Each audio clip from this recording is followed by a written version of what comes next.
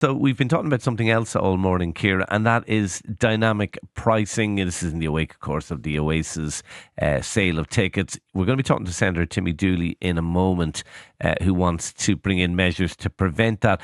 You're kind of unsympathetic to those who am. fork I've out thought big about amounts it. of money. And by the way, I know it's an awful lot of money. I absolutely know that. And I know loads of people would love to see Oasis, but seeing Oasis, it's not a necessity. It's a luxury. And here's the bottom line. Wealthy, because you'd have to be fairly wealthy. I wouldn't have paid 500 quid for the tickets. I would have thought it was too dear.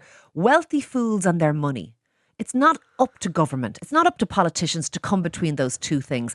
And it's the same thing, by the way, if you're down to the last hotel room and that hotel room now costs 500 quid instead of the first, when the hotel was empty, it cost 100 quid. Or flights, seats on an airplane, the last ones cost 500 quid instead of 100 quid. It's the exact same thing. And I don't know why we're all getting our kind of knickers in a twist about the price of Oasis tickets. Because if you never went to see them, you could just listen to them droning on Spotify for free. Okay. On that basis, then, you would both condone and legalise ticket touting, because it's exactly the same argument for ticket touting. At 7 o'clock this morning, and I kind of hummed and hawed. Yes. You're in favour because of at the end of the day, it's all about the market. Well, it's not that I'm all pro market, but I'm not like, you don't have to buy the bloody things. There's another argument. I mean, I don't necessarily disagree. Like the guy who set up Ticketmaster, I saw an interview with him over the weekend where he said, "Look, you want to be mad to spend that kind of money on tickets." There is an argument, though, as to whether or not those tickets are being sold under false pretenses. So you get, for example, a mother who is promised to take her child to a gig, and they go on and they queue for 2 hours, Sure. and they expect to pay X, and then suddenly after 2 hours they realise the only tickets left are X to the times 5. So €100 goes up to €500, and they're going, I promised Johnny, I promised Mary. I hear you, but and they're under huge emotional pressure. And they are, although I'm not sure that little Johnny is who they're buying tickets for Oasis. I think it might be Johnny's dad. But here is the thing, and he might have to suck it up. But here is the thing about that. False pretenses would be that you think you're buying a ticket for €100, and when your credit card bill comes in, they've charged you €500. It's more than that, It's not Ciara. false pretenses when you're looking at the cost in front of you and it says 500 quid and you go, I disagree. Add to cart. I disagree. Do you know what I mean? I disagree. It is false pretenses if you're going in thinking it's €100. Except for It'd be like buying something in a shop and saying, and when you go up, the cash assistant says, actually, it's 4 times that price. Yeah, you're being told before you pay it. You can always put it back on the rail. Yeah, but there's a law that actually stops that happening. There's consumer protection that says whatever you advertise. Just let me finish this point. Whatever you advertise, the law says whatever you advertise is the price in the shop. Why isn't it the same for concert tickets? All that is happening is that when you got there, and we know this happens, the only tickets that are left cost this. And that's how it is with flights, with hotel rooms, with now tickets.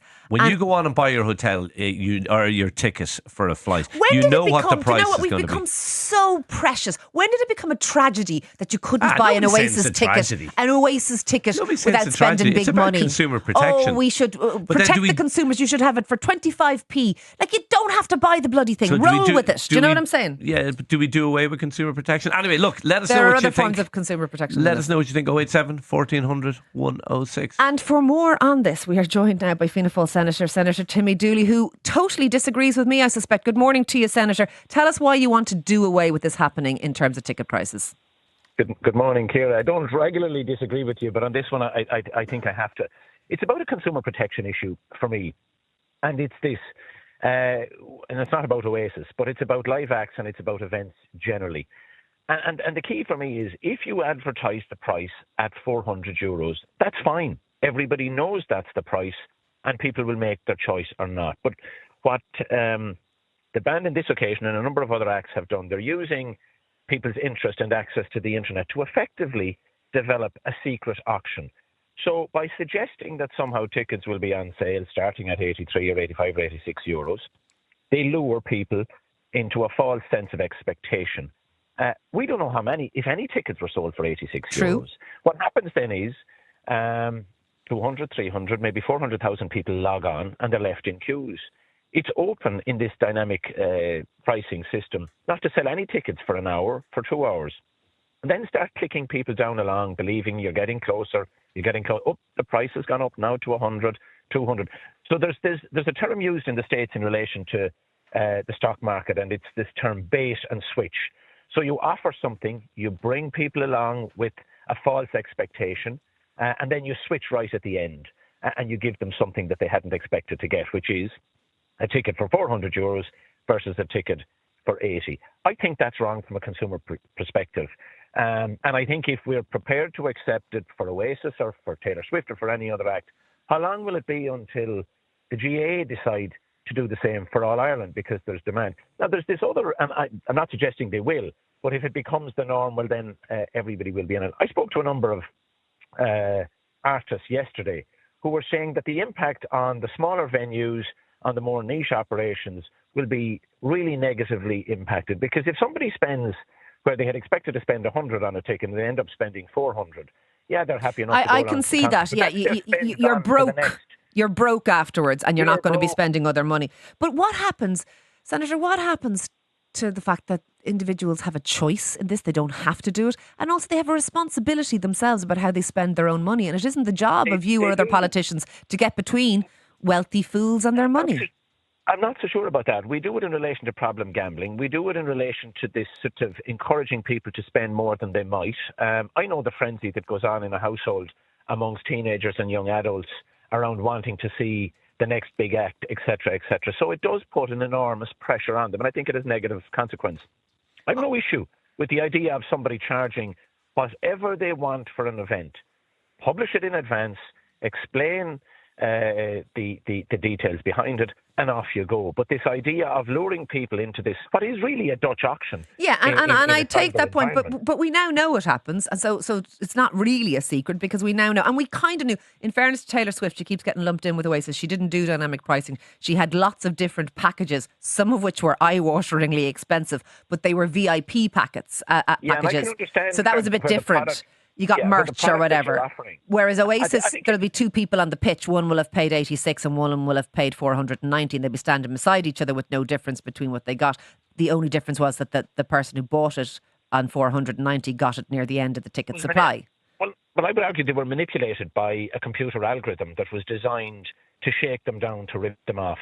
And I think that's wrong. And what we don't want to see is Ireland becoming a Wild West. Well, it's not just here. We're not really the Wild West, because there's now an investigation happening in the UK. Keir Starmer has intervened in the UK on the same issue.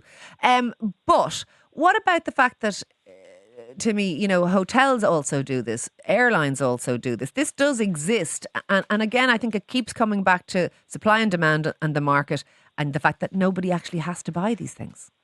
No, except that nobody has to buy it. But there is a subtle difference between airlines and hotels on this particular event. If I get a cheap ticket to travel from Shannon Airport to Spain today, and I travel late in the evening or early in the morning, and I avail of a cheaper ticket, if I want to go at midday and I can afford to do it at a higher price, that's fine. I have options. I have choice. Same with the hotels. I don't actually have to stay in a hotel.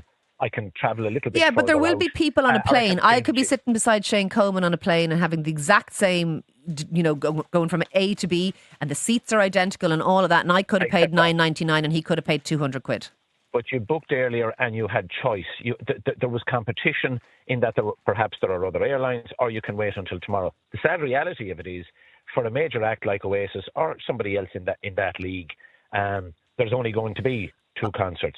They're going to be in Croke Park. It's not as if there's another venue that can host. There may well be more concerts. Two more have been announced actually in the UK on the tour day. So can I ask you before I let you go, though, this new bill you're suggesting, what are you going to change, and how is it going to impact on, say, what we saw at the weekend? Well, back in 2021, legislation was brought in to outlaw the practice of selling tickets above face value. Sure. In other words, ticket touting. And the industry, including the large acts, were delighted with this. They were demanding of it. They wanted the legislature to rule out this kind of what they thought was an abuse of their product. Well, they saw someone else was creaming off money on top of what they were getting. They've now decided to take all the cream themselves and more. And what this bill attempts to do, or is attempting to do, is to outlaw the process of this dynamic pricing of tickets based on historical data and increased demand and reduced capacity. So will this bill mean that bans or Ticketmaster or whoever is selling these tickets, that they will have to say there's this many tickets at 100 quid, there's this many tickets at 200 quid, there's this many tickets at 400 quid. Is that how this will go? Reseller, yeah, exactly. The primary reseller will have to put tickets at face value on the market, and then people have a choice to whether to purchase them or not. But this Dutch auction system being facilitated by the algorithms that are used in a cyber market environment, in my view, and I think in the view of most people, needs to be addressed. Of course, there's a lot of disappointed people who didn't get a ticket in the first instance. That's a separate issue. But it's those that were lured into a false sense of expectation of getting a ticket at an affordable price versus being ripped off, in my view, and expected to pay for it. Thank you very much for all of that this morning. That is Fianna Fáil Senator Timmy Dooley. Let us know this morning what you think.